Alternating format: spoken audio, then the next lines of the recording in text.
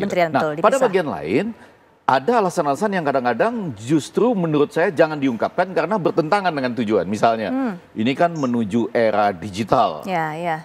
Ya, lalu Baik. ada, semakin digital semakin sedikit Harusnya sebetulnya. semakin, ya. Baik. Baru kemudian orang berbicara tentang pemborosan anggaran, atau kemudian juga orang berbicara tentang misalnya kemungkinan peluang korupsi dan lain-lain. Tapi secara umum yang dikhawatirkan adalah tadi, ketika gerakan ini menuju misalnya demokrasi yang terpimpin. Nah, Yang terpimpin itu artinya memperbesar ini untuk membagikan sehingga tidak ada oposisi, jangan ganggu kami, yang toksik di luar saja misalnya. Tetapi pada bagian lain, Baik, kalau bisa disampaikan seperti Pak Wihadi tadi, menurut saya kuat alasannya. Pasti bisa diterima rakyat. Apakah misalnya untuk melaksanakan makan siang dan pemberantasan terhadap stunting misalnya, eradication of stunting itu perlu menurut saya, sangat mendesak dan perlu. Baik, Bang, kita tahan sampai di situ karena juga sudah bergabung narasumber lainnya bersama kita Mas Aryo Seno Bagaskoro, ini juga mewakili Partai PDIP. Selamat malam, Mas Aryo.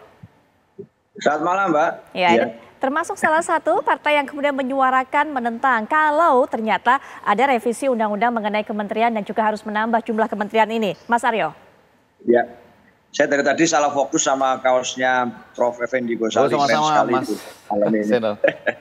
Tapi gini Mbak, saya juga agak heran juga sebenarnya. Kan kalau saya ingat-ingat waktu masa kampanye dulu, selama Pilpres saya di televisi, selalu yang disampaikan adalah ini narasi tim Pak Prabowo dan Mas Gibran adalah melanjutkan apa yang telah dilakukan oleh Pak Jokowi. Saat kita tanya perlu diperbaiki enggak, ya yang penting dilanjutkan. Artinya ini akan terus melanjutkan semangatnya, programnya, dan seterusnya. Tapi ternyata diskusi pasca KPU menetapkan siapa juara Pilpres kemarin, ini langsung berubah ini dari apa yang dilakukan oleh Pak Jokowi. Ada konsepsi penambahan posisi kabinet menteri dan lain sebagainya. Bahkan hari ini yang dipasang adalah foto Bung Karno. Sebenarnya ini mau melanjutkan betul-betul konsisten pada narasi kampanye, melanjutkan Pak Jokowi, atau ada konsep baru yang berbeda dengan narasi kampanye kemarin. Buat saya ini membuat mengingat memori pada masa kampanye ini agak ada berbedanya dengan apa yang dijanjikan kepada publik. Tapi saya rasa kami sebagai satu partai, kami menghargai bagaimanapun setiap masa presiden tentu ada hal-hal yang berbeda dengan kebijakan presiden sebelumnya. Tentu ada hal-hal atau sikap-sikap politik atau kebijakan regulasi politik yang berbeda dengan pemerintahan sebelumnya. Kami memilih untuk menghargai itu. Tetapi kami harus mengingatkan juga bahwa secara aturan main sebenarnya kan sudah ada yang menjadi acuan dari aturan tentang Kementerian Negara, jumlahnya, komposisinya, termasuk yang mengatur Kemenko dan lain sebagainya yang dibahas di awal tadi.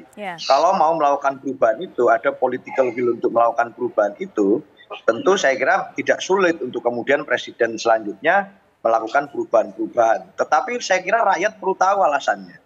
Gitu. Nah, alasannya apa nih yang menjadi dasar pemikiran dari perubahan nomenklatur jumlah kementerian negara ini? Katakan memang nanti akan dilakukan perubahan. Katakan tentang urgensi, tentang apapun bisa dibuat sebenarnya. Tetapi kan konteks hari ini saat kita melihat dan mencermati dinamika politik yang berkembang, konteks yang ditangkap publik itu adalah sebenarnya itu untuk mengakomodir kekuatan-kekuatan politik baru dari koalisi pendukung dari tim pemenangan kemarin. Itu setidaknya yang ditangkap publik saya rasa seperti itu.